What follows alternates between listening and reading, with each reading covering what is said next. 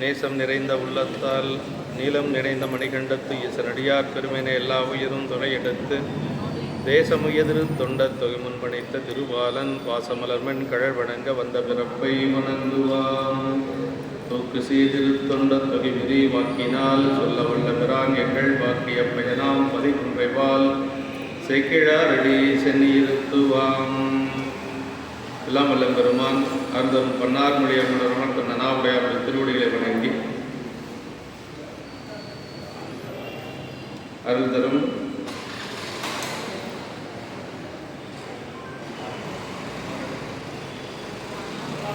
வாரணாமகி தாயாரோட நண்பர் அருள்தரும் திரு தொண்டீஸ்வர பெருமானுடைய திருவடி தாமரைகளை மனமொழி மெய்களாலை வணங்கி எம்பெருமக்கள் நாயன்மாருடைய பொன்னார் திருவடி தாமரைகளை கண்ணங்களாலை வணங்கி உரையாசிரி சிவக்கடையாவுடைய திருவடிகளை நீல நினைந்து அடியனுடைய ஞானசிரி பிறந்தகையாவுடைய திருவடி தாமரைகளை மனமொழி மெய்களாலை வணங்கி அவர் திரு தொண்டர் சீர் பருவாருடைய திருவடி தாமரைகளை மனமொழி மெய்களாலை வணங்கி அமைந்து அன்பார்ந்த சுனேச்சுவர்களே என்று எரிபத்த நாயனாருடைய திருச்சரிதத்தை சிந்தித்து கொண்டிருக்கிறோம். அன்பர் பெருமக்களை சென்ற வகுப்பில் எரிபத்த நாயனாருடைய திருச்சரிதத்தில் நாயனார் சிவகாமி ஆண்டாருக்கு மலரை பறித்து சிந்திய பட்டத்து யானையை அரசனுடைய பட்டத்து யானை என்றும் பாராது யானையை வெட்டி வீழ்த்தியதோடு அதை தடுக்க தவறிய குத்துக்கால் பாகர்களையும் வெட்டி வீழ்த்துகின்றார். அந்த செய்தியை அரசரிடத்தில் சென்று சேர்க்கின்றார்கள். அருகில் இருந்தவர்கள் அவங்க போய் என்ன சொல்கிறாங்க அப்படின்னா, கொற்றவன் தன்பால் வந்து குறைகளன் படிந்து நின்று முதல்ல போய் அரசனுடைய திருவடி வணங்குறாங்க. ஒரு அரசன்கிட்ட பெரியவங்கிட்ட எப்படி சொல்லணும் அப்படிங்கிறத நீங்கள் சொல்கிறார். அப்படி பணிந்து நின்று பட்டடர் இலாதாய் நின் பட்டமால் யானை வீழ செற்றனர் சிலராம் என்று செப்பினார் பாகர் என்றார். அப்படின்னா வற்றளர் அப்படின்னா எதிரிகளே இல்லாத அரசன் எரிபத்த நம்முடைய புகழ் சோழன். அவருக்கு எதிரிகளே இல்லாமல் என்ன அர்த்தம், எல்லாத்தையும் போரில் வென்று வாகை சூடக்கூடிய ஒரு ஆற்றலுடையவர் புகழ் சோழ நாயனர். இதை சொல்கிற பொழுது அப்படி சொல்கிறார், பற்றளர் இலாதாய் அப்படின்னு. எதிரிகளே இல்லாத அரசரே, பகைவர் இல்லாதவரே, உம்முடைய பொற்பட்டமணிந்த அந்த பெரிய யானை வீழும்படி சிலர் கொன்றார்களாம். கொன்றது ஒரு சிவனடியார்னெல்லாம் அவன் சொல்லலை. சொன்னவன் எப்படி சொல்லியிருக்காங்கன்னா, யாரோ ஒரு பகைவர்களே இல்லாதவர் நீங்கள், ஆனால் உங்களுடைய பட்டத்து யானையை சிலர் சேர்ந்து கொண்டுட்றாங்க அப்படின்னு சொன்ன உடனே அவர் யாருன்னெல்லாம் கேட்கலை. அவர் யாருன்னு கேட்கலை. அவருக்கு கோபம் வந்தது. உடனடியாக அவர் வேகமாக வரணுங்கிறதுக்காக தன்னுடைய குதிரையின் மீது ஏறிக்கொண்டு வரார். குதிரையின் மீது வேகமாக வந்து அங்கு களத்துக்கு வந்துடுறார் நேரம். அப்படி களத்துக்கு வந்து நாயனாரை பார்க்க போகிறார். எரிபத்த நாயனாரை பார்க்க போகிறார். அதில் என்ன நடந்திருக்கு அப்படிங்கிறத நம்ம இன்றைக்கி சிந்திக்கணும். நேராக அந்த காலத்துக்கு வருகிறார். 31வது பாட்டு இன்றைக்கி பார்க்கலாம். 31 தானே, 30ங்க. எப்படி வராங்க அப்படிங்கிறத சொன்னார். அப்படியே அரசர் வருகின்ற பொழுது படைத்தளபதிகள், போர் வீரர்கள் எல்லாரும் அப்படியே அந்த ஒரு விசையோடு வர்றாங்க. அந்த வில்லோடு வேள்வாள் தண்டு பிண்டிபாலங்கள் மிக்க வல்லெடும் முசல நேமி மலுக்கலு கடை முன்னான பல்படை கலன்கள் பற்றி பைங்கழன் வரிந்த வங்கன் எல்லையில் படைஞர் கொடுப்புற்று எழுந்தனர் எங்கும் அப்படின்னா, போர் செய்வதற்கு புகழ்ச்சோழருடைய படை வீரர்கள் ரொம்ப எழுச்சியோடு இருப்பாங்க. அப்படின்னா அவ்வளவு வீரமுடையவர்கள் அவங்க. அப்படியே ஒரு பெரிய எழுச்சியோடு அங்கே வர்றாங்க. வில்லுடனே வாளும் வில்லோடு வாள் தண்டு அப்படி வில்லு வாள் அதெல்லாம் எடுத்துக்கொண்டு பிண்டிபாலங்கள் பெரிய இரும்பு உலக்கைகள், சக்கரங்கள், மலு, சூலம் இதையெல்லாம் எடுத்துக்கொண்டு வந்து அழகிய வீரக்கடல் அணிந்த அந்த கச்சு கட்டிய வன்கண்மையுடைய அளவில்லாத படை வீரர்கள் சுழன்று குதித்து எங்கும் எழுந்தனர். அப்படின்னா போர் செய்கிறதுக்கு அவங்களுக்கு அவ்வளோ ஒரு ஆர்வம். அதனால் எல்லா பக்கம் அவர்கள் அப்படி சூழ்ந்து கொண்டு வர்றாங்க. அரசரை சூழ்ந்து கொண்டு எல்லாரும் வர்றாங்க. அப்படி வருகின்ற பொழுது அது வில்லோடு ஏனை படகில் இருந்து வில்லினை ஒரு புறத்து பிண்டிபாலம்னா தலையிலே பீழி கட்டப்பட்டு எறிவதொரு படை, முசலம்னா இரும்பு உலக்கை எல்லாம் கொண்டு வந்து வருகிறார்கள். உற்சாகத்தோடு அந்த படை வீரர்கள் எல்லாம் வர்றாங்க. யானைப்படை, தேர்ப்படை, குதிரைப்படை, காலாட்படை என்று சொல்லக்கூடிய படை வீரர்கள் எல்லோரும் அப்படியே ஆர்ப்பரித்து வர்றாங்க. அப்படி வருகின்ற பொழுது சங்கொடு தாரை காலம் தலங்கொழி முழங்கு பேரி வெங்குரற் பம்பை கண்டை வியன்துடி திமிலை தட்டி பொங்கலை சின்னம் எல்லாம் பொறுபடை விடைந்த முற்பின் மங்குள் வான் கிளர்ச்சினான மருங்கெழுந்து இயம்பி மழ்க.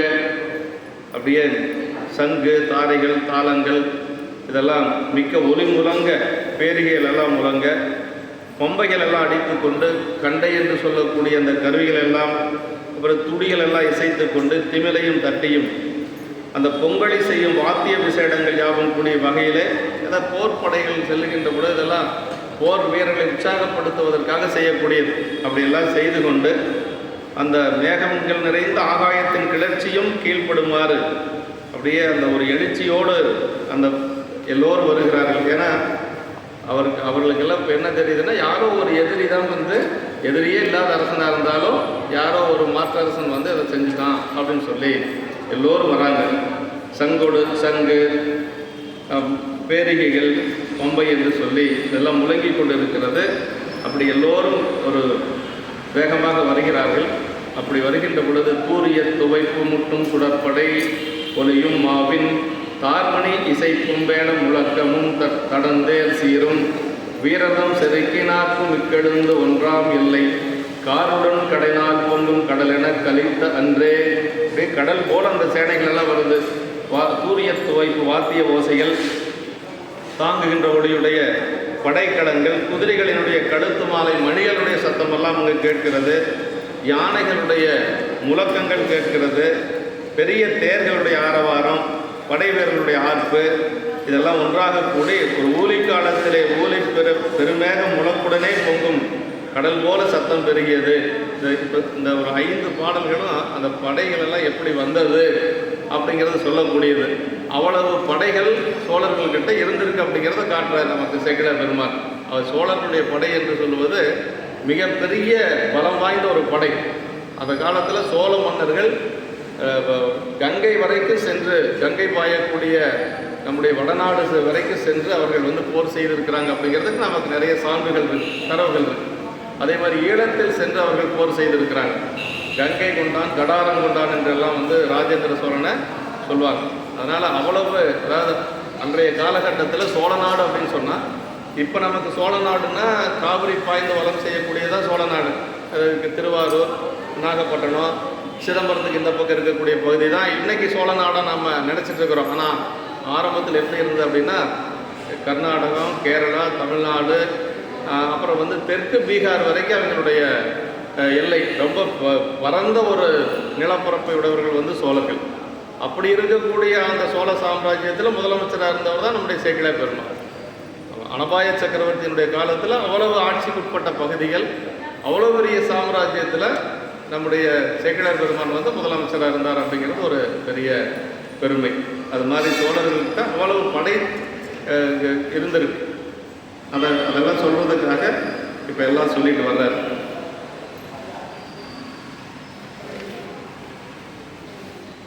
அவ்வளவு படைகள் எல்லாம் அங்கே வந்திருக்கு.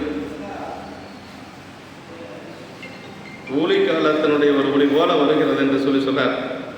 அடுத்த திருப்பாட்டு, பன்னொரும் உறுப்பு நான்கில் பறந்தது சேனை எல்லாம் மண்ணிடை இருகால் மேன்மேல் வந்தெழுந்தது போல் தோன்ற தன்னழி கவிய மன்னன் தானையின் தொடரத்தானோர் அனலம் புறவி மேல் கொண்டு அரசமா வீதி சென்றான். ராஜா வந்து எப்படி வர்றார் அப்படின்னா, ஒரு குதிரை மேலே வர்றார். குதிரையில் வந்தால் வேகமாக வர முடியும் இல்லைங்களா? பட்டத்து யானை இப்போ இறந்து போச்சு. அதனால் அவருக்கு வர்றதுக்கு இப்போ வேறு எதுவும் கிடையாது, குதிரை தான் வந்து ஆகணும். அதனால் அந்த அப்படி பண்ணப்பட்ட 4 வகை உறுப்புகளினால் பறந்திருந்த சேனை எல்லாம், 4 வகை சேனைகள், காலாட்படை, குதிரைப்படை, யானைப்படை, தரை என்று சொல்லி செயற்படை என்று சொல்லக்கூடிய 4 வகையான படைகள் எல்லாம் வந்து உலகத்து அழிவை செய்யும் ஊழி காற்று மேன்மேல் வந்திருந்தது போல தோன்ற அந்த சேனை தம்மை பின்தொடர்ந்து வர தாம் ஒரு பெருமை பொருந்திய குதிரையின் மேலேறி குளிர்ந்த கருணை பொருந்திய கொற்றக்குடையுடைய அரசர் அரசமா வீதியிலே சென்றார் என்று சொல்லி, அரசர் தான் செல்லக்கூடிய அந்த ராஜ வீதியில் அப்படியே குதிரை மேலே வர்றார். அப்படி வருகின்ற பொழுது சொல்றார், தன்னழி கவிகை மன்னன் அப்படின்னு. தன்னழி கவிகை மன்னன்னா பகைவர் மேல் சென்ற செயல் பிறரின் அழிவு கருதாது தமது குடிகாத்தலாகிய தன்னழியின் செயல் என்று சொல்லி சொல்றார். அன்னலம் புறவி அப்படின்னா நூல்களில் வகுக்கப்பட்ட குதிரைகளுக்கு உண்டான இலக்கணத்தோடு கூடிய குதிரை. அது குதிரை அப்படின்னா நிறையா அந்த இலக்கணமெல்லாம் சொல்லுவாங்க. குதிரை சுழி இப்படி இருக்கணும், அப்படி இருக்கணும், அந்த மாதிரி அதெல்லாம் சொல்லுவாங்க. அது மாதிரி குதிரை நல்ல ஒரு அழகும் உயரமும் பொருந்தி ஒரு பெரிய குதிரை அரசமா வீதியில் வர்றார். அப்படி வருகின்ற பொழுது கடுவிசை முடுகி போகி கடிற்றொடும் பாகர் வீழ்ந்த படுகளம் குறுகச் சென்றான் பகை புலத்து அவரை காணான் இடு சுடர்மடு ஒன்று ஏந்தி வேறொரு தடை கைத்தாய அடுகளில் என்ன நின்ற அன்பரை முன்பு கண்டான். வந்து பார்க்குறாரு, படைக்கு அந்த களத்துக்கு வந்துட்டார். யானை இறந்து கிடக்குது. பார்த்தா பகைவர்கள் ஒருத்தரையும் காணும். அவர் என்ன நினச்சிட்டு வர்றாரு, பெரிய பகைவர்கள்லாம் நிறையா இருப்பாங்க, அவங்களெல்லாம் அழிக்கணும்னு சொல்லி தான் படையெல்லாம் கூட வருது. அங்கே பார்த்தா படைகள் ஒருத்தரும் இல்லை. பார்த்தா ஒருத்தர் திருநீரோட உருத்தராக்கமெல்லாம் அணிந்து கொண்டு கையில் மலுவோடு ஒருத்தர் நிற்கிறார். அவர் எப்படி நிற்கிறாரா, அரசனுடைய கண்ணுக்கு எப்படி தெரிஞ்சிருக்குது அப்படின்னா, ஒரு யானைனா யானைக்கு ஒரு துதிக்கை தான் இருக்கும். இந்த யானை 2 துதிக்கையோடு இருக்குது அப்படின்னு நினைச்சார். அவரோட 2 கரங்களை பார்த்து அதை எப்படி தெரிஞ்சுதான், புகழ் சோழருக்கு எரிபத்த நாயனோட 2 கைகள், 2 கைகளோடு இருக்கக்கூடிய ஒரு யானை நிற்குதுன்னு நினைச்சாராம். ஆனால் ஆசிரியர் எப்படி பார்த்துருக்கிறாருன்னா, எரிபத்த நாயனாரை அவர் முதல்லையே சொல்லியிருக்கிறார். அடுகளிர் அப்படின்னு சொல்லி இங்கே சொன்னார். வாளரி அப்படின்னு சொல்லி சொன்னார். ஒரு போருக்கு போகக்கூடிய சிங்கத்தை போல சொல்கிறார். நாயனார் புகழ்ச்சோழர் எப்படி பார்க்குறாருன்னா யானை போல பார்க்கிறார் எரிபத்த நாயனார். ஆனால் செக்கிழார் பெருமான் எப்படி பார்க்குறாரு அப்படின்னா, ஆசிரியர் கண்டது புலி அந்த சிங்கம் போல பார்க்கிறார். அதான் சொல்கிறார், அரி அப்படின்னு சொல்லி சொல்கிறார். வாடரி முளையரி என்று சொல்லி சிங்கத்துக்கு ஓமையாக சொல்வார். கடுவிசை முடுகி போகி அப்படின்னார். கடுவிசை முடுகி அரசர் மிக்க வேகமாக போய் யானையோடு பாகர்கள் இறந்து போட்ட களத்தினை அடைந்தனர். அங்கே பகைப்புலத்தவர்கள் ஒருவரையும் கண்டார் இல்லை. ஒலி வீசுகின்ற ஒரு மலிவிடை ஏந்தியதாய் வேறு 2 பெரும் கைகளை உடையதாய் அழிக்கும் யானை போல நின்ற அன்பரை முன்னே கண்டார். எப்படி நிற்கிறார், அப்படியே எரிபத்த நாயனார் நிற்கக்கூடிய காட்சி ஒரு யானை நிற்பது போல புகழ் சோழ நாயனார் அந்த காட்சியை பார்க்கிறார். பகைவர்கள் யாரும் அங்கே இல்லை. வேறு 2 தடக்கையாய அடுகடினர் அப்படியே பெரிய துதிக்கை. வேறு 2னா இறந்து போன யானைக்கு ஒரு துதிக்கை தான். ஆனால் இவருக்கு எத்தனை துதிக்கை இருக்கு, 2 துதிக்கையோடு ஒரு யானை நிற்கிற மாதிரி அவருக்கு புகழ் சோழருக்கு தெரியுது. அடுகளில் தமது அடப்பட்ட களிரும் பட்ட கடத்தில் அரசர் பகை புலத்தவரை காணார். ஆனால் ஒரு களிரே கண்டார், அது அடுங்கடுராய் இருந்தது. ஆனால் 2 கைகளை உடையது என்று சொல்லி குறையது சொல்றார். அதாவது ஆசிரியர் சிங்கமாக உண்மைத்த ஆசிரியர் இங்கே நாயனாருக்கு களிற்றினை உண்மைத்தது என்ன என்னின் அடியாறு கடாதன அடுத்த போது அவற்றை விளைக்கும் பொருள்களின் முன் எரிபத்த நிற்கும் நிலையினை ஆசிரியர் தாம் கண்டவர். அடியார்களுக்கு துன்பம் வருகின்ற பொழுது எப்படி வருவார்னா, ஒரு சிங்கம் போல வேகமாக கிளம்பி வருவார். இப்போ யானை அடர்த்து விழுவது சிங்கமே. யானையை வேற எந்த ஒரு மிருகமும் கொல்ல முடியாது. சிங்கம் மட்டும்தான் அது பிடரியில் அடித்து கொல்ல முடியும். அதனால் அந்த யானையை அடித்து கொள்ளக்கூடியது சிங்கங்கிறதுனால அந்த சிங்கத்துக்கு ஓமையாக சொல்கிறார் என்று சொல்கிறார். இடையூறு யானை போன்ற எத்தனை வழியேதாயினும் கரி போல கிளம்பி அதனை எரியும் வடிவு பெற்றவர் என்று சொல்லி அடுகளிரு என்று சொல்கிறார். அரசர் தமது யானையின் மேல் வைத்த விருப்பமே இங்கு வர காரணமாயிற்று. அன்பரை கண்ட போதும், அதாவது பட்டத்து யானை மேலே எப்பொழுதும் அரசருக்கு ஒரு விருப்பம் இருக்கு. அதனால இப்போ அவர் கண்ணுக்கு எப்படி தெரிகிறார் நாயனார், அந்த யானை போலவே தெரிகிறார். அன்பரை முன்பு கண்டான், யானையினையும் பாகரையும் எறிந்த பின்னர் அச்செய்தி கேட்ட அரசனும் சேனையும் வருமளவும் வந்த பின்பும் அப்படுகளத்தில் நீங்காது நின்றதும் பின்னர் அரசர் வெளிப்பட முழங்கும் சொல்லால் கேட்டபோதும் தான் செய்த செயலை ஒரு சிறிதும் அஞ்சாது எடுத்து சொல்லும் திறனும் நாயனாரின் வீரத்தை மேலும் விளக்குகின்றது. அவர் ராஜா ஏதாவது செய்திருவார், நமக்கு துன்பம் வந்துடுன்னு எரிபத்த நாயனாருடைய மனசில் கொஞ்சம் கூட அந்த பயமே இல்லை. அதுதான் திருக்கூட்ட சிறப்பில் சொல்கிற மாதிரி, ஈர அன்பினர் யாதும் குறைவிலார் வீரம் என்னால் விளம்பும் தகையதோ என்று சொல்லி அந்த திருக்கூட்ட சிறப்பில் சொல்லுவது போல இப்போ நாயனார் இருக்கிறார். அந்த வீரம் என்னால் விளம்பும் தகையதோங்கிறதுக்கு எரிபத்த நாயனார் தான் சொல்ல முடியும். ஆரம் கண்டிகை ஆடையும் கந்தையே பாரம் ஈசன் பணியனது ஒன்றிலர் ஈர அன்பினர் யாதும் குறைவிலர் வீரம் என்னால் விளம்பும் தகையதோன்னு திருக்கூட்ட சிறப்பில் சொல்லக்கூடிய அந்த, அதாவது எல்லா நாயன்மார்களையும் ஒரு திருக்கூட்ட சிறப்பு 10 பாட்டுக்குள்ளே அடக்கலாம் நம்ம. அதில் இந்த வீரம் என்னால் விளம்பும் தகையதோங்கிறதுக்கு எரிபத்த நாயனார் சொல்லும். அவர் புகழ் சோழரை சொல்லணும்னா அகில காரணர் தாழ்படிவார்கள் தான் அகில லோகம் ஆளக்கூடியது என்று சொல்லி அந்த திருக்கூட்ட சிறப்புக்கு புகழ் சோழ நாயனார் வருவார்.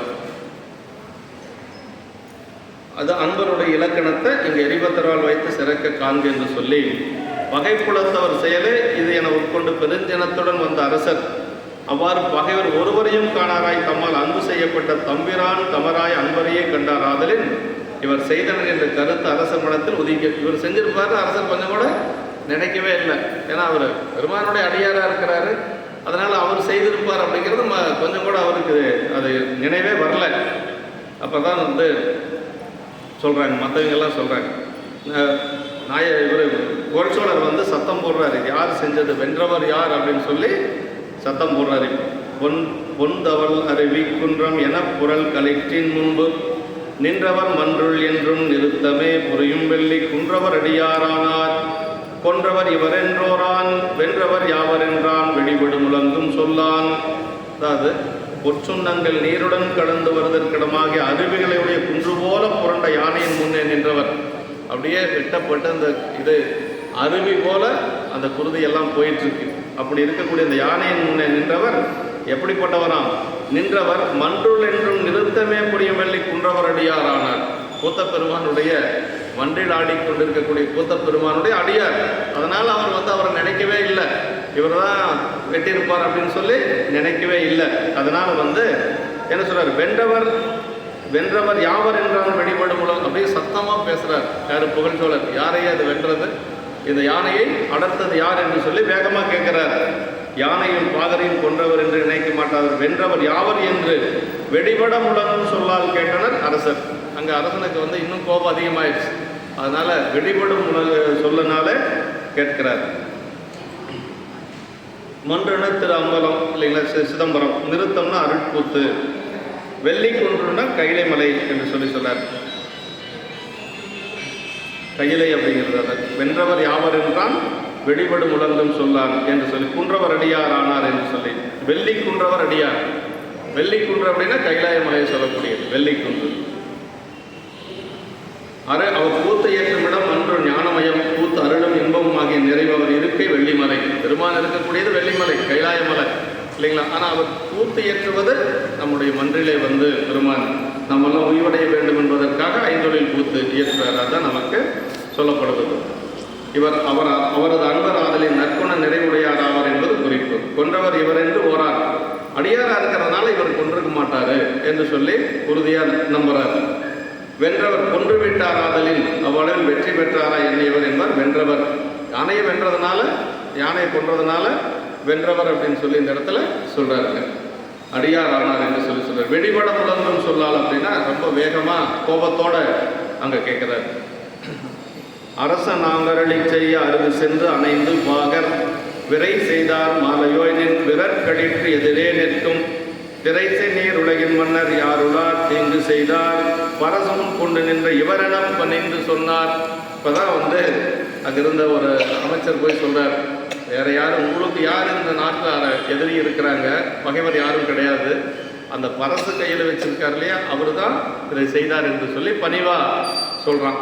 சொல்றார், அரசர் அவ்வாறு சொன்னாராக பாகர்கள் அவர் பக்கத்து சென்று சேர்ந்து வாசம் பொருந்திய மலர் மாலையும் மணிமாலையும் அணிந்தோய் உனது வழியை யானையின் முன்பு எதிர்த்து நிற்கும் வல்லார் அலைகடல் சூழ்ந்த உலகம் முழுவதும் யாவர் மன்னர் உள்ளர். எந்த அரசனும் கிடையாது, உங்களை எதிர்த்து போர் செய்யக்கூடிய அரசர்கள் இந்த உலகத்தில் யாரும் கிடையாது. அதனால அந்த தீங்கு செய்தார் மறுவாயிரத்தை முன்னே ஏந்தி நின்ற இவரே என்று சொல்லி சொல்றாங்க. இவர் தான் அந்த தீங்கை செய்தார் என்று சொல்லி சொல்றாங்க. அவன் விரை செய்த மனமுடைய பூமாலை மாலையோய் சீர்த்தத்தாலும் வலிமையாலும் கிளர்ந்த மாலை போரின் கிளர்ச்சி அடைக்கக்கூடிய என்று சொல்லி சொல்றார். அப்படி தீங்கு செய்தால் வேற யாரும் கிடையாது, இந்த அலைகடல் சூழ்ந்த இந்த உலகத்தில் உங்களுடைய யானையை வெட்டி வீழ்க்கக்கூடிய அளவுக்கு இங்கே யாரும் கிடையாது என்று சொல்லி சொல்றாருங்க. அதுக்கு பாருங்க, இந்த இடம் அருமையான ஒரு இடம்.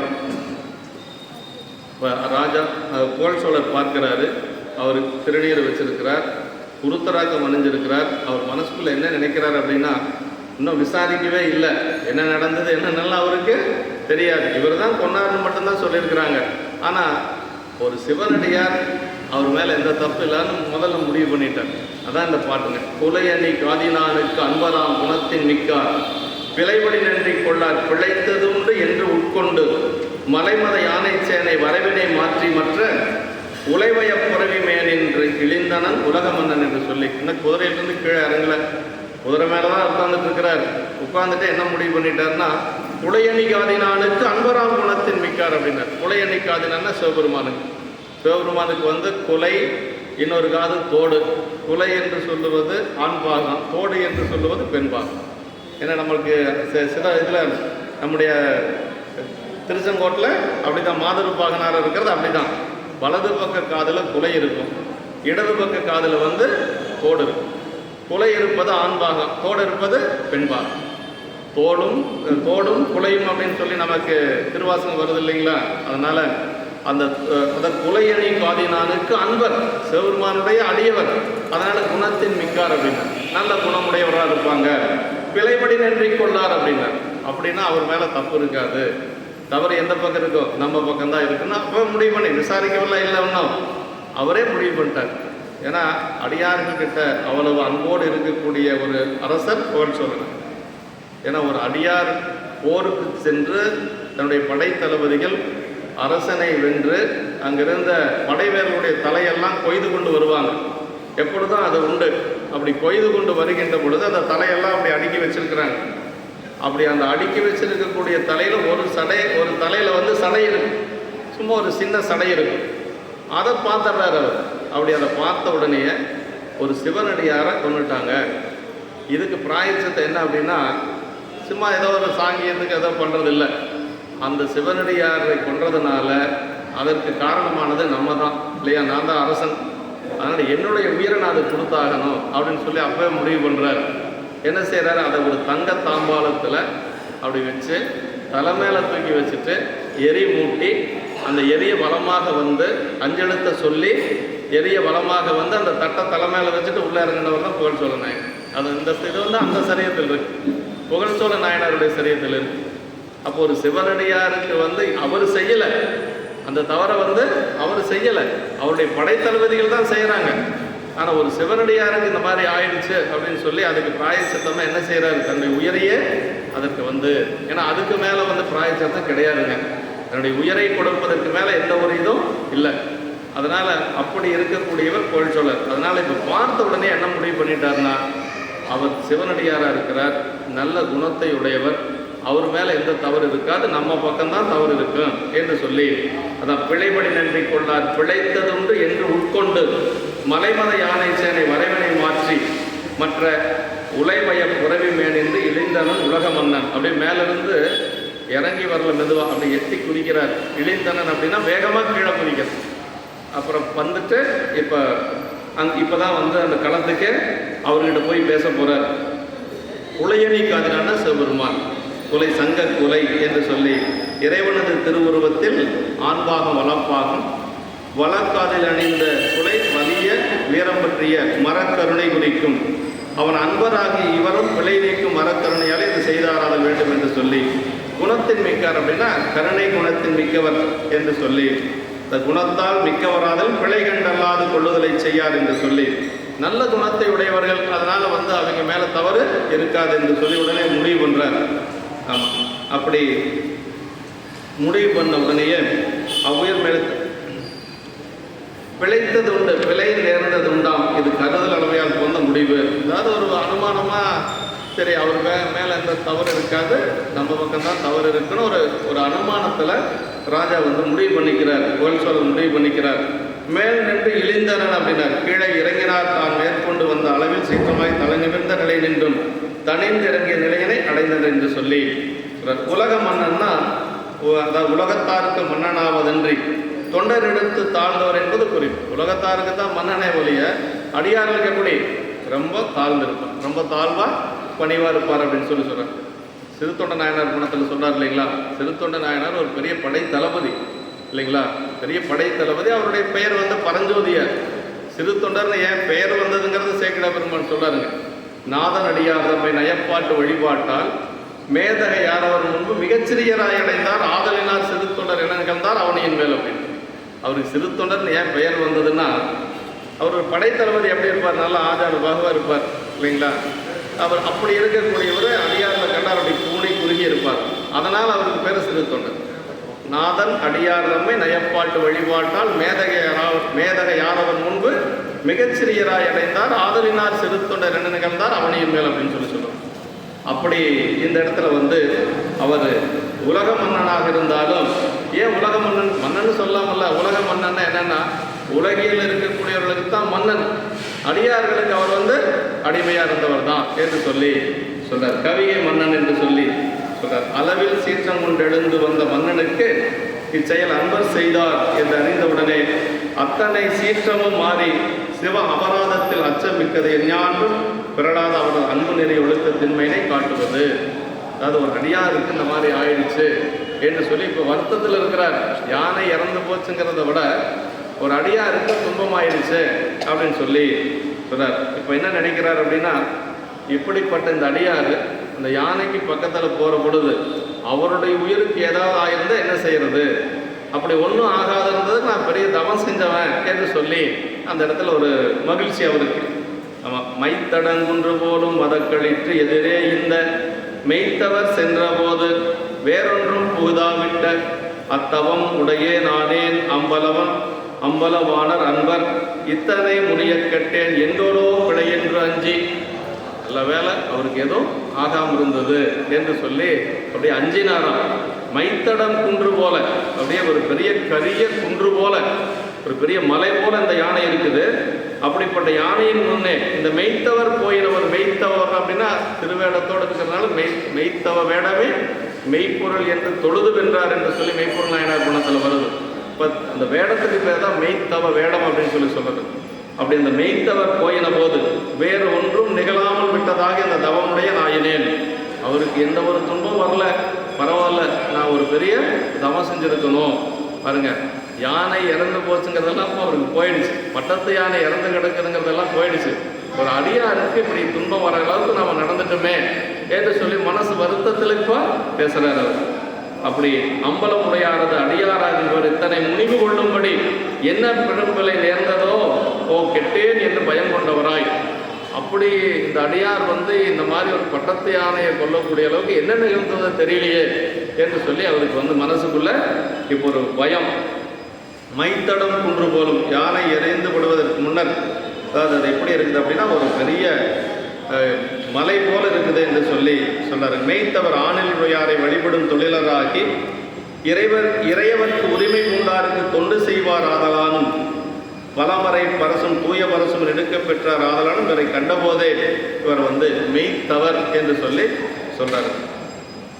மெய்த்தவ வேடமே மெய்ப்பொருள் அப்படின்னு சொல்லி சொல்ற மாதிரி சொன்னார்.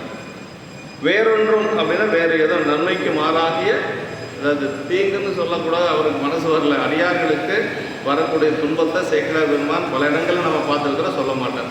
அதனால் வேறொன்றும் புகுதாது அப்படின்னா நன்மை அல்லாது வேற எதுவும் நடக்காதுன்னு சொல்லி மங்கையர்க்கரசியாருடைய புராணத்தில் இந்த மாதிரி வரும். ஞானசம்பந்த பெருமான் மதுரையம்பதி போகிற பொழுது ரெண்டு பேரும் பேசிக்கிறாங்க. யார், நம்முடைய மன்னிக்கணும், குலச்சிறை நாயனாரும் மங்கையர்க்கரசியாரும் பேசிக்கிறாங்க. மானியார் தாமும் அஞ்சி வஞ்சக புலையர் தாங்கள் ஈனமே செய்ய வல்லார் செய்வதென்றெண்ணி நாமும் ஞான சம்பந்தர் தம்மால் நன்மையல்லாத செய்யும் உணவந்தடையினார். தீமைன்னு கூட சொல்லலை, தீமைன்னு சொல்றது கூட சேக்கிழார் பெருமானுக்கு வார்த்தை வரல. நன்மையல்லாத செய்யும் உணவந்தடையின் யாமும் உயிர் தொடர்ந்து ஒளிவதென்றார் அப்படின்னா ஞானசம்பந்த பிள்ளையாருக்கு ஏதாவது துன்பம்னா அரசனை எதிர்த்து நம்ம ஒன்றும் செய்ய முடியாது. சமணர்கள் இப்போ எப்படி இருக்காங்க, அரசனுடைய கைப்பாவையாக, அரசன் சமணருடைய கைப்பாவையாக இருக்கிறார். அதனால் நம்ம ஒன்றும் செய்ய முடியாது. என்ன செய்யலாம், ரெண்டு பேரும் உயிர விட்டுறலாம். இதுதான் அவங்க முடிவு பண்ணுது. குலச்சிறை நாயனார் மங்கையர்க்கரசியார் ஒரு பெரிய கோப்பெருந்தேவி இல்லைங்களா. ஞானசம்பந்த பெருமானுக்கு ஏதாவது துன்பம் என்று சொன்னால் என்ன பண்ணலாம், ரெண்டு பேரும் உயிர விட்டுறலாம். ஏன்னா அவங்களை எதிர்த்து ஒன்றும் செய்ய முடியாது. கணவனாக இருந்தாலும் கூட மனைவி சொல்லுன்னா கேட்கக்கூடிய நிலைமையில இப்போ அவர் இல்லை. யார் சொன்னால் கேட்பாரு, சமணர்கள் என்ன சொல்கிறாங்களோ அதைத்தான் கேட்பார். அதான் அந்த இடத்துல அந்த அன்பு தான் ரொம்ப உயர்ந்த அன்பாக சொல்லப்படுவது. மங்கையர்க்கரசியாருடைய யாருக்காக என்ன வேணாலும் செய்யலாம், உயர கொடுப்புன்னு சொல்ல முடியுமான்னா சொன்ன ஒரே ஒரு அம்மா யாருன்னா மங்கையர்க்கரசியார் தான். அதனால தான் சிவபிரகாஷ் சாமிகள் வந்து நால்வர் நான்மணி மாலையில் பாடுறார். இலை படர்ந்த பொய்கை எடுத்து அழுதல் கண்டு முலை சுரந்த அன்னையோ நீ நிலை விளம்ப பொங்கை சுரந்த அருட்கோமகளோ சம்பந்தா இங்கு உயர்ந்தால் யார் சொல் எனக்கு அப்படின்னு. அது எல்லா தாயை விட உயர்ந்த தாய் நம்முடைய அம்மா தான், வாரணாம்பிகை தான், அதில் ஒன்றும் மாற்றம் இல்லை.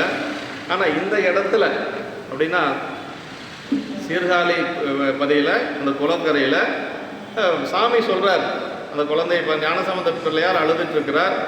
அப்போ சாமி சொல்கிறார், துணை முளைகள் பொழிகின்ற இன்னடிலிசில் பொன்வள்ளத்து கறந்து போட்டு என்று சொல்லி சொன்னதுக்கு பிறகு அம்மா என்ன செய்கிறாங்க, அந்த திருமுலைப்பால் கலந்து அதில் சிவஞானத்தை கலந்து அம்மா கொடுக்குறார். அந்த தாய் சிறந்தவளா? இது கேள்விப்பட்ட உடனேயே மங்கையர்க்கரசியாருடைய தனம் சுரந்ததான். அந்த தாய் சிறந்தவளா யாருன்னு சொல்லி, இந்த இடத்துல யார் சிறந்தவள்னு சொல்ல அப்படின்னு சொல்லி சிவபிரகாஷ் சாமிகள், கற்பனை கலைஞர் சிவபிரகாஷ் சாமிகள் பாடுறார். அப்படின்னா உமையம்மையை விட சிறந்த பெண் யாரும் இல்லை. இருந்தாலும் கூட இந்த இடத்துல யார் அப்படின்னா மங்கையர்க்கரசியாருடைய அன்பு கொஞ்சம் மேலே போகுது.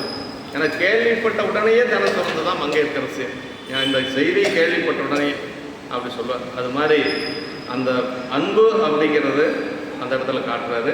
அதாவது அடியார்களுக்கு வரக்கூடிய துன்பத்தை சொல்ல மாட்டேன், நினைத்த பரிசே முடித்தனன் அப்படின்னு சொல்லி எதில் சொல்கிறாருங்க, மெய்ப்பொருள் நாயனார் புராணத்தில் சொல்லுவார். ஏனாதி நாயனார் புராணத்தில் எப்படி சொல்கிறார் அப்படின்னா, அந்நின்ற தொண்டர் திருவுள்ளம் யார் அறிவார், முன்னின்ற பாதகனும் தன் கருத்தை முற்றுவித்தான் அப்படின்னு. தன் கருத்து என்ன, அவருடைய கருத்து அதிசோனுடைய கருத்து ஏனாதி நாயனாரை வீழ்த்துவது, அதை செஞ்சுட்டான். அதாவது வேணாதி நாயனார் அதிசோரனை கொண்டுட்டான்னு எந்த இடத்துலையும் சொல்லலை. எப்படி சொன்னார் அப்படின்னா, நினைத்த பரிசை முடித்தனர். இங்கே அதே மாதிரி தான் இல்லைங்களா, அந்நின்ற தொண்டர் திருவுள்ளம் யார் அறிவார், முன்னின்ற பாதகனும் தன் கருத்தை முற்றுவித்தான் ஏனாதி நாயனார் குணத்தில். நினைத்த பரிசை செய்தனங்கிறது மெய்ப்பொருள் நாயனார் குணத்தில். இங்கே வந்து அந்த துன்பத்தை கூட வந்து சொல்லலை, அதான் அதுக்கு பதிலாக இந்த மாதிரி மாற்றி சொல்கிறார். வேறொன்றும் புகுதாவது இருந்தது என்று சொல்லி சொல்றார்.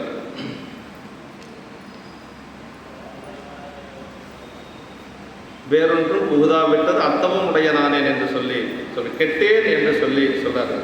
அத்தவம்னா யானையினால் அன்பருக்கு வேறு விளையாது விட்டது தமது பெருந்தவம் என்று கொண்டனர் அரசர். இவர் இக்கொள்கையின் ஐயை கடைப்பிடித்து கை கொண்டு ஒருகி தம் வானால் செலுத்தியவர் என்பது சொல்றார். அம்பலவாளர் அன்பரித்தனை முனிய அம்பல சிவபெருமான் மன்றுளென்றும் நிறுத்தமே புரியும் என்று சொல்லி, அன்பர்னா அன்பராம் அன்பர்னா அன்பருங்கிறதுக்கு பொருள் சொல்றாரு சிவபுண்ணிய பல இடங்கள்ல. அன்புடையவர் அன்பர். யாருக்கிட்ட சிவபெருமான்கிட்ட அன்பு இருக்கணும், அதே மாதிரி அடியார்கள்கிட்டையும் அன்பு இருக்கும். அன்பனே ஓலம் இயல்பகை நாயனார் குணத்தில். ஏன் ரெண்டு போலம் அந்த இடத்துல மட்டும் சொன்னார் அப்படின்னா, சிவபெருமானிடத்திலே அன்பு, அடியாரிடத்திலே அன்பு. யார், இயல்பகை நாயனார். அதனால் அந்த இயல்பகை முனிவா ஓலம், ஈண்டு நீ வருவாய் ஓலம், அயல் கிளாதானே ஓலம், அன்பனே ஓலம் ஓலம், செயற்கரும் செய்கை செய்த தீரனே ஓலம் என்றான். 6 ஓலம் சொல்கிறார். 6 ஓலத்துலேயே அந்த அன்பனேன்னு சொல்கிற இடத்துல 2 ஓலம் சொல்கிறார். அது சிவபுண்ணிய உரையில் என்ன சொல்கிறாருன்னா, அவர் சிவபெருமானிடத்திலே அன்புடையவர், அதே மாதிரி அடியார்களிடத்திலே அன்புடையவர். அதனால் அன்பனேங்கிற இடத்துல 2 ஓலம் சொல்கிறார்.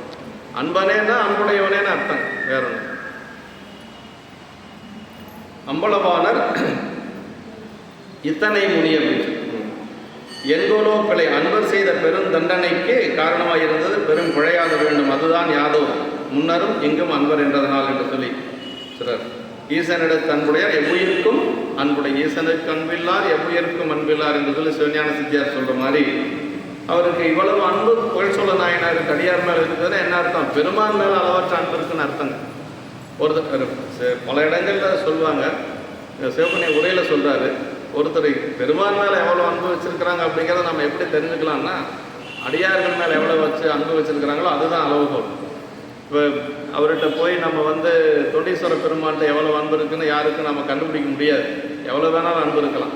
பார்த்தா ஒன்றுமே தெரியாதவங்களா இருப்பாங்க, பார்க்கறதுக்கு நமக்கு அவங்க என்ன பெருசாக பக்தி இல்லாத மாதிரி கூட தெரியும். ஆனால் அவங்க பெருமான் மேலே அன்பு அதிகமாக வச்சுருப்பாங்க. அந்த அன்பை எப்படி நம்ம தெரிஞ்சுக்கலாம்னா, அடியார்கள்கிட்ட எப்படி பழகிறாங்களோ அதை வச்சு நம்ம தெரிஞ்சுக்கலான்ட்டு சிவபுண்ணிய உரையில் சொல்கிறார். ஒருத்தருடைய அன்பை அளக்கக்கூடிய அளவுகோல், இறைவன் மீது அவர்கள் வைத்திருக்கக்கூடிய அன்பை அளக்கக்கூடிய அளவுகோல் என்னென்னா, அடியார்கள் மேலே வைத்திருக்கக்கூடிய அன்பு தான் அளவு தான், அதுதான் அளவுகோல் அப்படிங்கிறது. அதுதான் சித்தியாரில் 12ஆம் சூத்திரம் சொல்லுது, ஈசற் கண்பில்லார் அடியவர் கண்பில்லார் எவ்வியர்க்கும் அன்பில்லார் தமக்கும் அன்பில்லார் அப்படின்னு சொல்லி சொல்லுவோம். அதே தான் இங்கே புகழ்ச்சோழருக்கு வந்து அந்த வேடத்து மேலே அவ்வளோ அன்பு வச்சிருக்கிறார் அப்படின்னா என்ன அர்த்தம்? பெருமான் மேலே அளவற்ற அன்பு இருக்குன்னு அர்த்தம். அதான் இந்த கெட்டேன் அப்படின்னு சொல்றார். இந்த அவலச்சொல் வந்தது இவரது துயர மிகுதியும் அன்பர்வால் வைத்த பற்று மிகுதியும் குறித்தது. அடியார் மேல வச்சிருக்கக்கூடிய பற்று தான் அதற்கு காரணம் என்று சொல்றார். செறிந்தவர் நம்மை நீக்கி அன்பர் முன் தொழுது சென்று இது அறிந்திலே நடியனங்கு கேட்டது ஒன்று அதுதான் நிற்க மறைந்த இக்களிற்றின் குற்றம் பாகரோடு இதனை மால எரிந்ததே போதுமோதான் அருள் செய்யும் என்று நின்றார்.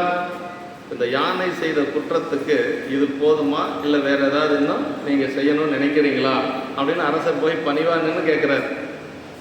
அரசர் போய் எரிபத்த நாயனார்கிட்ட பணிந்து நின்று கேட்கிறாரு. செறிந்தவர் தம்மை நீக்கி அப்படின்னார். தம் பக்கத்து நெருங்கி வந்தவர்கள் எல்லாம் விலகி நிற்க செய்து. எல்லாரும் கூட இருக்கிறாங்க, நீங்களாம் அப்படியே கொஞ்ச நேரம் இந்த பக்கம் இருங்க அப்படின்னு சொல்லிட்டு இப்போ புகழ்ச்சோழர் மட்டும் எரிபத்த நாயனார்கிட்ட பக்கமாக வர்றார். அப்படி பக்கமாக வந்து அன்பராக எரிபத்தர் முன்னே போய் இதனை அழியேன்னு அறிந்துலேன், இங்கே என்ன நடந்ததுன்னு எனக்கு தெரியாது சாமி, அங்கே வந்து சொன்னவங்க ஒரு மாதிரி சொன்னாங்க, ஆனால் இங்கே வந்து பார்த்தா வேற மாதிரி இருக்கு. அங்கே சொன்னவங்க என்ன சொன்னாங்க அப்படின்னா, யாரோ வேற ஒரு அரசர்களுடைய படைகள் வந்து பட்டத்து யானையை கொன்ற மாதிரி சொல்லியிருக்கிறாங்க. அதனால அன்று கேட்டது ஒன்று, இதை அடியே அங்கு கேள்விப்பட்டது ஒரு செய்தி, அது நிற்க இந்த யானையால் நேர்ந்த பிழைக்கு தீர்வு பாகனுடனே இதனை மாறும்படி எரிந்த செயலே போதுமோ. ஏற்கனவே 5 பாகர்களை கொண்டாச்சு, அதுபோக யானை பட்டத்து யானையும் கொண்டாச்சு, இது போதுமா இல்லை வேற என்ன ஏதாவது செய்யணும்னு நினைக்கிறீங்களா, அருளி செய்யும் என்று நின்றார் அரசர் என்று சொல்றார்கள். அதாவது செறிந்தவர் நம்மை நீக்கி அப்படின்னார். அந்த படுகளத்திடை அரசர் செல்ல இடையூறாக சூழ்ந்த பரிசனங்கள் தன்னுடன் சேர்ந்த இந்திரியங்கள் ஆன்மாவை அதாவது அந்த பரிசனங்கள்லாம் எப்படி இருக்குதான், ஒரு ஆன்மா அந்த ஆன்மாவை மயக்கி கொண்டு எப்படி இந்திரியங்கள் இருக்குமோ அது போல இருக்குதான். அப்போ பக்குவமுடைய ஆன்மா என்ன செய்யும், அந்த இந்திரியங்கள் எல்லாம் நீக்கி பெருமானுடைய திருவடியில் ஐக்கியமாகிற மாதிரி இப்போ அவர்கள் எல்லாத்தையும் விலக சொல்லிட்டு இப்போ அவர் மட்டும் வந்து பேசுகிறார். அவர் மட்டும் வந்து நாயனார்கிட்ட பேசுகிறார். அதான் நீக்கி அப்படிங்கிற தொழுது சென்று தொழுது கொண்டபடியே நடந்து போய், அது அங்கே போனதுக்கு பின்னாடி வணங்கலையா, இப்போ வந்து பார்க்கிறாரு, அந்த கோலத்தை பார்க்கிறாரு, இவர் தான் அந்த பரசு வச்சிருக்கக்கூடிய இவர் தான் அந்த யானையை கொண்டாருன்னு சொல்லியாச்சு. ஆனால் அதெல்லாம் கேட்டதுக்கு பிறகு வணங்குறார், வணங்கி கொண்டே போகிறார். பக்கத்தில் போய் கூட வணங்கலையா, அப்படி வணங்கி கொண்டே போகிறார்.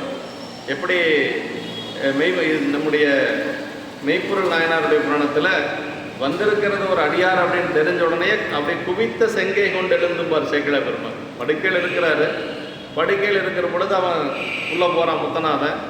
தத்தன் சொல்கிறான், இடை தெரிந்து அருள வேண்டும் துயில்களும் இறைவன் அப்படிங்கிறான். அதாவது பெரியவங்க இருக்கிற இடத்துக்கு நினைச்ச நேரத்தில் போகக்கூடாது, கால நேரம் தெரிஞ்சு போகணும் அப்படின்னு சொல்கிறான்.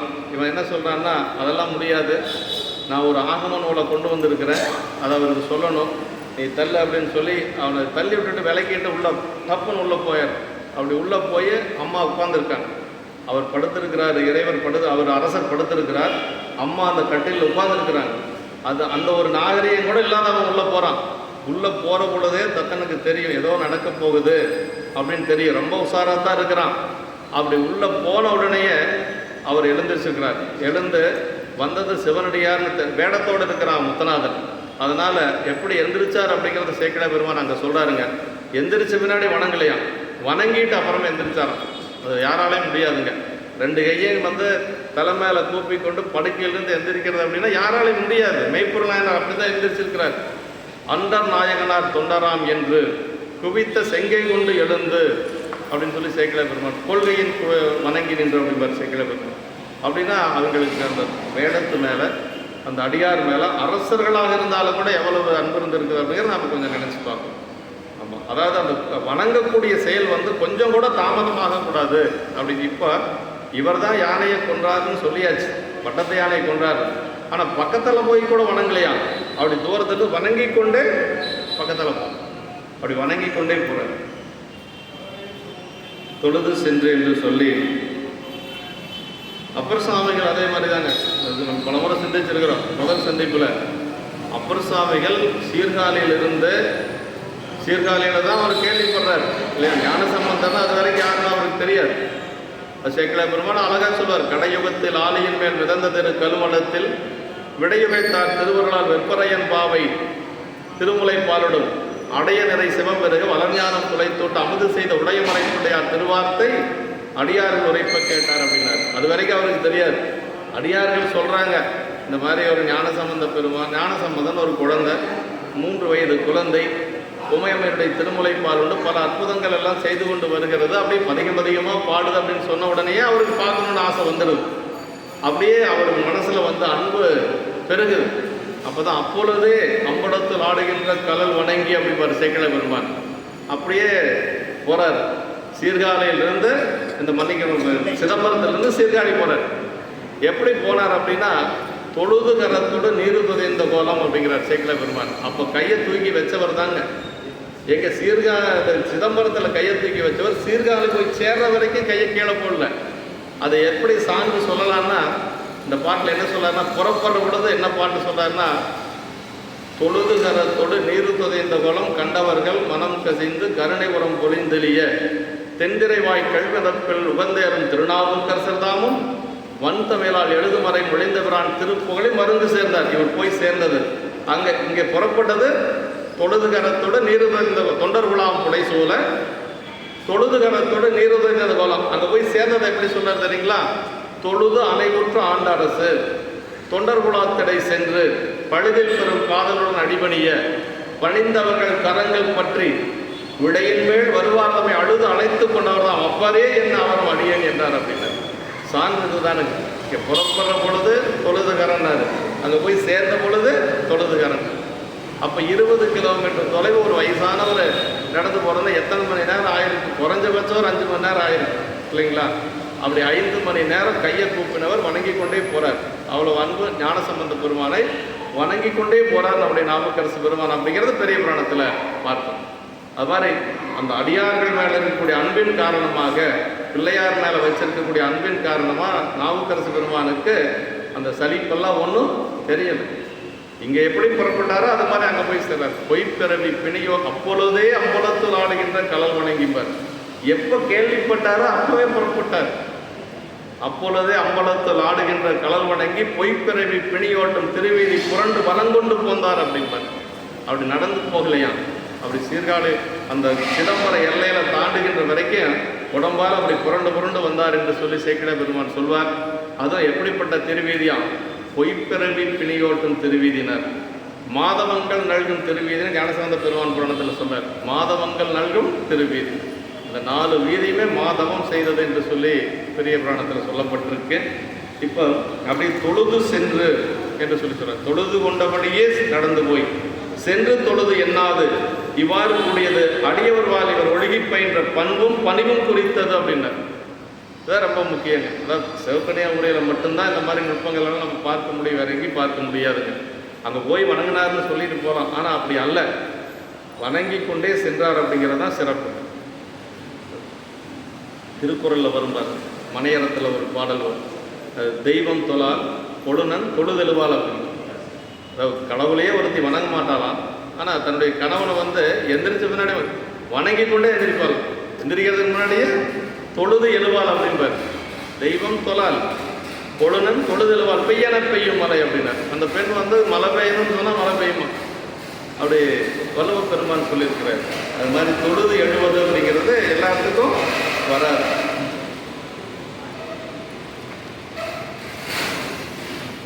தொழுது சென்றனர் அங்கு அரண்மனையில் இங்கு கண்டதும் கேட்டதுமாய் எனக்கு மாறாகியது.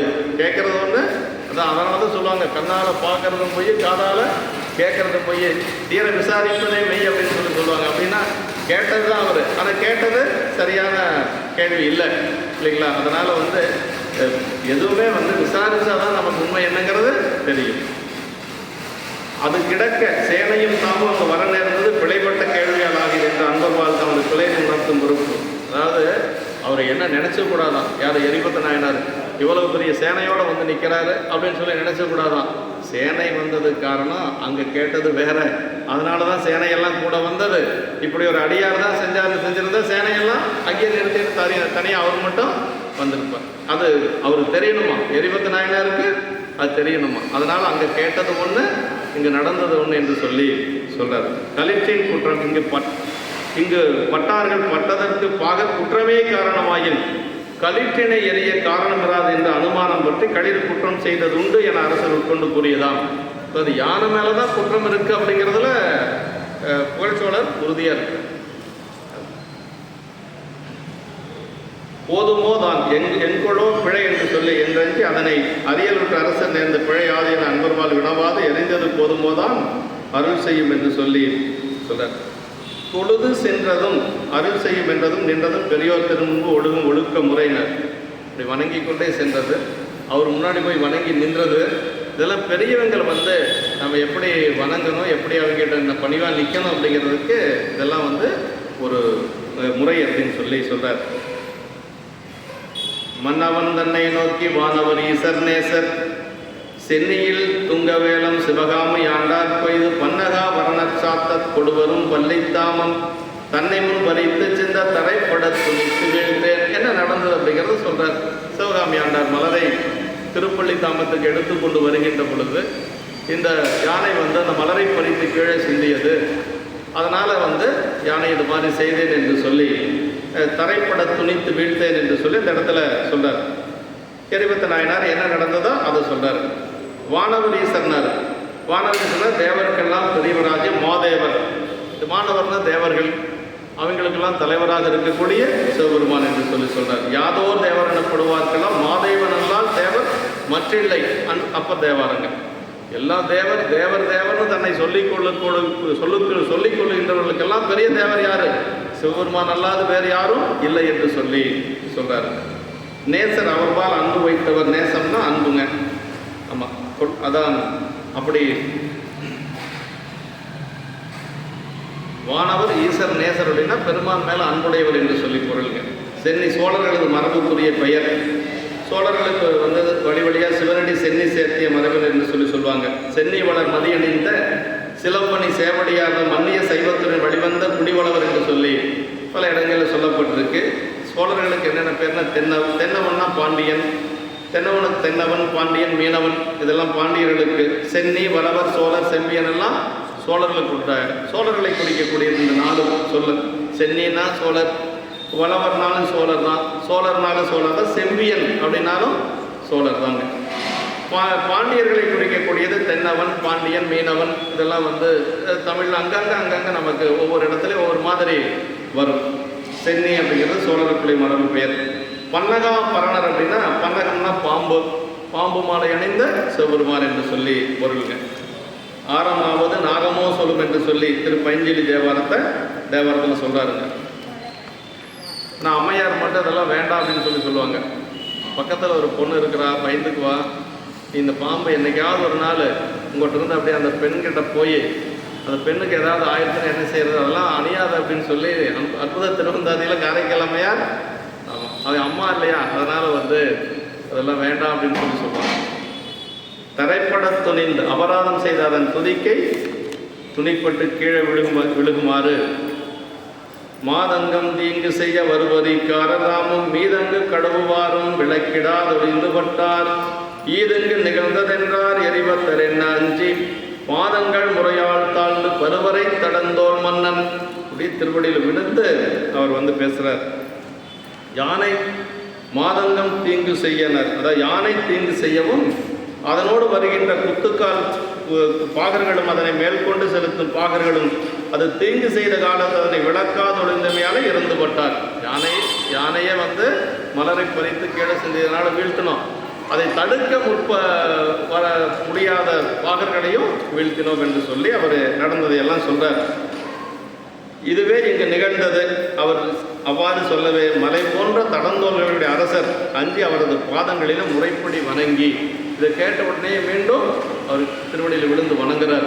ஏன்னா யானை செய்ததாக இருந்தாலும் பாகர்கள் செய்ததாக இருந்தாலும் அதுக்கு முழு காரணம் யார்? அரசன் தான் காரணம். அதனால் வந்து தன்னுடைய பிழையை நினைந்து அவர் வந்து அவர் திருவடியில் விழுந்து வணங்குறார்.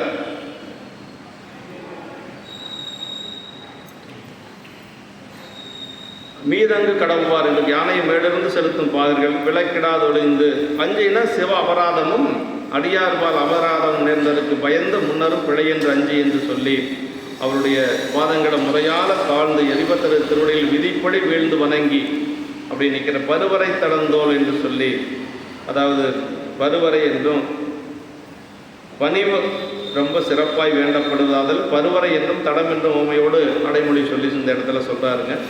அடுத்த திருப்பாட்டில் அங்கணரடியாதம்மை செய்த இவ்வபராதத்துக்கு ஈங்குது தன்னால் போதாது என்னையும் கொள்ள வேண்டும் மங்கள மடுவால் கொள்கை வழக்குமன்று இதுவாம் என்று செங்கையால் உடைவால் வாங்கி கொடுத்தனர் தீர்வு நேர்வார். அருமையான இடங்க.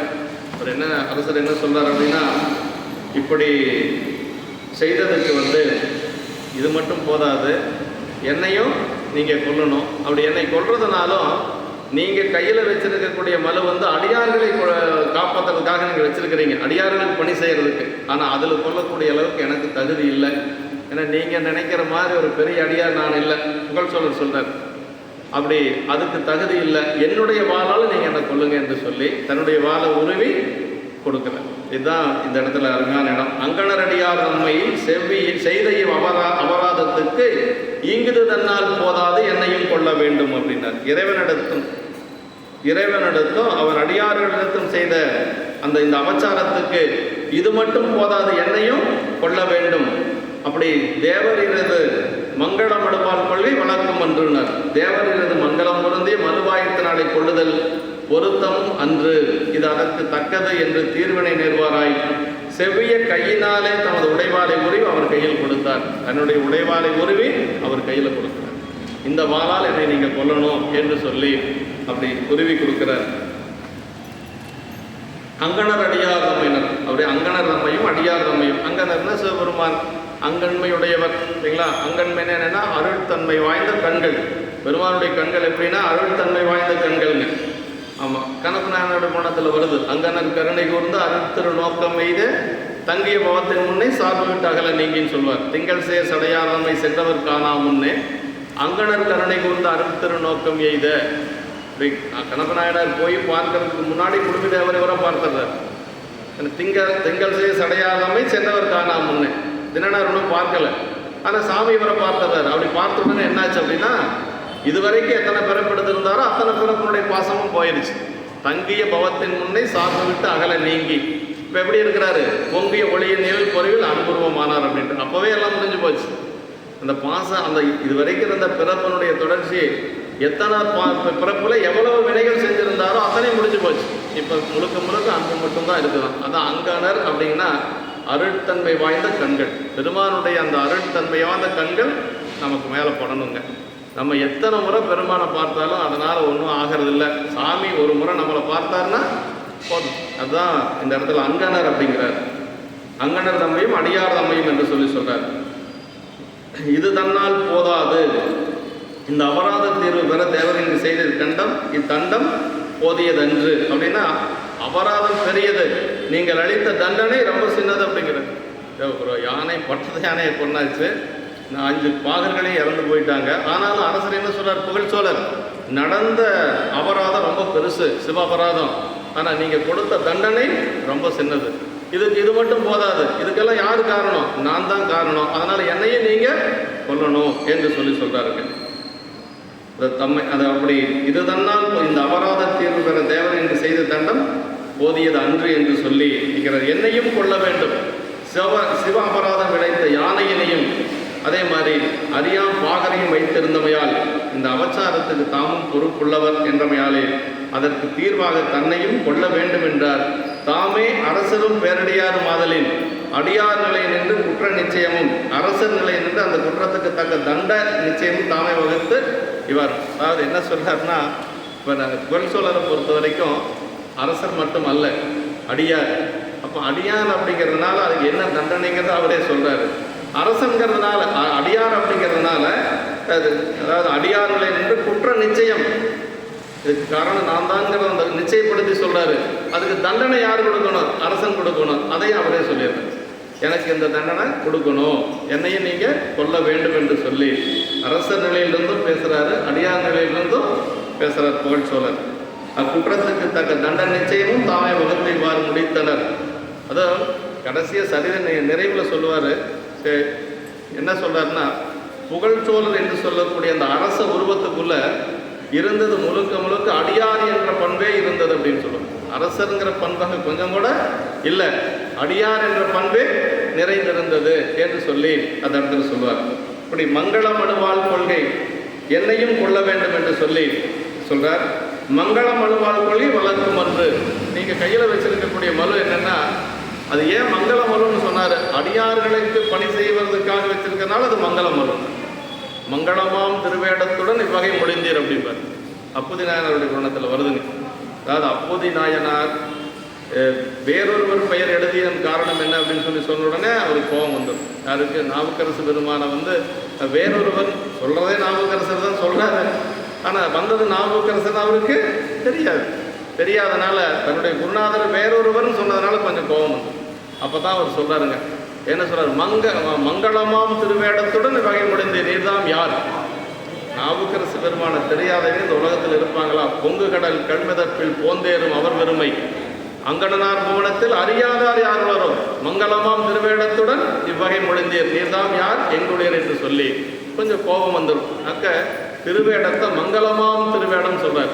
இங்கே அந்த மலுவை சொல்லுகின்ற பொழுது எரிபத்த நாயனார் வைத்திருக்கக்கூடிய மலு அடியார்களை காப்பதற்காக வைத்திருக்கக்கூடிய மலுங்கிறதுனால மங்கள மழுவான் கொள்கை வளர்க்கும் என்று சொல்லி இந்த இடத்துல சொல்றார். அப்ப இது மங்கள மலு, அதனால இதனால கொள்ளக்கூடிய அளவுக்கு எனக்கு தகுதி இல்லை. அப்ப என்ன செய்யணும்? நான் வச்சிருக்கக்கூடியது கொலை மலு, இந்த வாளினாலே என்னை கொள்ள வேண்டும் என்று சொல்லி அதை சொல்றார். பிள்ளையாதம் திருக்கையில் கோடமழுவால் ஏறிண்டு குற்ற நீங்கி என்று சொல்லி சண்டீஸ்வர நாயனாருடைய பணத்தில் சொல்லுவார். சண்டீஸ்வர நாயனார் அந்த மழுவினாலே அப்பாவுடைய காலம் தரித்ததுனால தான் அவருடைய தீவனையெல்லாம் நீங்கிச்சு, குற்றமெல்லாம் நீங்கி அவர் எரிவாய் நகரம் போகக்கூடிய நிலை நீக்கினது மட்டுமல்லாத அவர் பெருமான் திருவடிக்கு போகிறதுக்கும் அதுதான் ஏதுவாக இருந்தது என்று சொல்லி அந்த புராணத்தில் வருது. இதனால் அரசர் அடியாரிடத்தில் வைத்த அந்த உயர்ந்த நோக்கமும் தம் தாழ்வினிடத்தை வைத்த பிறநோக்கம் புலப்பட்டவை காண்க என்று சொல்லி அடியாரும் மிகச்சிறியராய் அடையும் பொதுப்பண்பு நிலையை என்று இங்கு நேர்ந்த சிவ அபராதத்தாலும் தம்மை மிக கீழாக கருதி இவ்வாறு கூறினார். அதாவது பெரிய சிவ அபராதம் நடந்திருக்கு. அதற்கு காரணம் யானையாக இருந்தாலும், பட்டத்து யானையாக இருந்தாலும், புத்துக்கால் பாகர்களாக இருந்தாலும் அதை உரிமையாளர் யாருன்னா நான் தான், அதனால் அதுக்கு காரணம் நான் தான் என்று சொல்லி அவர் ஒரு முடிவுக்கு வர்றார். அதனால் தன்னுடைய உழைவாளை எடுத்து கொடுக்கிறார், தீர்வு நேர்வார் என்று சொல்லி சொல்றார். இன்னொரு அழைப்புக்காக ஒரு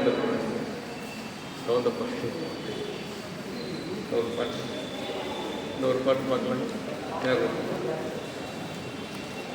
இப்போ அவர் இந்த மாலை அவர் உருவி கொடுக்கிறார். அப்படி கொடுக்கின்ற பொழுது அரசருக்கு இப்போ என்னன்னா, வெந்தலல் சுடர்வால் நீட்டும் வேந்தனை நோக்கி கெட்டேன் அந்தமிழ் புகழான் அன்புக்கு அளவின்மை கண்டேன் என்று தந்தவான் வாங்க மாட்டார் தன்னைத்தான் துறக்கும் என்று சிந்தையால் உணர்வுற்றஞ்சி வாங்கினார் தீங்கு நீர் தீர்ப்பார். அரசர் தன்மைத்தாமே மாய்த்து கொள்வார் என்று பயன். என்னன்னா, அவர் கொடுத்த வாழை இவர் ஏன் வாங்கினார் அப்படின்னா, புகழ்ச்சோழர் கொடுக்கிறார் வாழை, அதை எரிபத்தர் வாங்கிக்கிறார். எரிபத்த நாயனார் ஏன் வாங்காத விட்டால் தன்னைத்தானே அவர் அந்த வாளினாலே உயிரை போக்கிக் கொள்வார் என்று சொல்லி இவர் வாங்கினவர் என்ன செய்கிறார் அப்படின்னா, இவர் கழுத்தில் போற்றார். இப்படிப்பட்ட ஒரு அரசருக்கு நம்ம தீங்கு நினைச்சோமோ என்று சொல்லி வெந்தலல் சுடர்வால் நீட்டு வேந்தனை நோக்கி கெட்டேன் அப்படின்னு, அதாவது தலல் போல் ஒளிவீசு வாலினை உருவி நீட்டும் அரசரை பார்த்து ஓ கெட்டேன் அந்தமிழ் போலான் அன்புக்கு அளவின்மை கண்டேன் என்றனர். எல்லையில்லாத புகழினுடைய அரசரது அன்பினுக்கு ஒரு எல்லையில்லா தன்மையை இப்போது கண்டு கொண்டேன் என்று சொல்லி புகழ்ச்சோழருடைய அந்த பெருமையை நினைச்சு பார்க்கிறார். அப்படி அந்த நீட்டிய வாளினை வாங்க மாட்டாதவராக இருந்தும் நம்ம வாங்கலைன்னா அவர் மீண்டும் கழுத்தில் பூட்டி அறிந்து கொள்வார் என்று சொல்லி அதற்கு பயந்து அந்த தீங்கு வாராமல் காக்கும் கருத்தினால் கையில் வாங்கினார் என்று சொல்லி அப்படி புகழ்ச்சோழர் கொடுத்த அந்த வாளை அவர் வாங்கி கொள்ளுகிறார். அந்தமிழ் புகழான் அப்படின்னார். இவரது புகழுக்கு ஒரு எல்லை இல்லை என்று சொல்லி சொல்றார். அன்புக்கு அளவின்மைனா அவருடைய புகழுக்கும் அளவில்லை, அதே மாதிரி அவருடைய அன்புக்கும் அளவில்லை என்று சொல்லி சொல்றார். தந்தவாள் அவர் நீட்டிய தம் பொருட்டாகவே நீட்டியவர் தந்தை என்று சொல்லி சொல்றார்.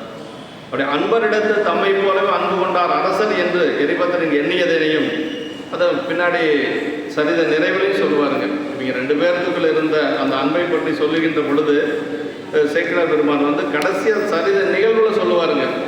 அதாவது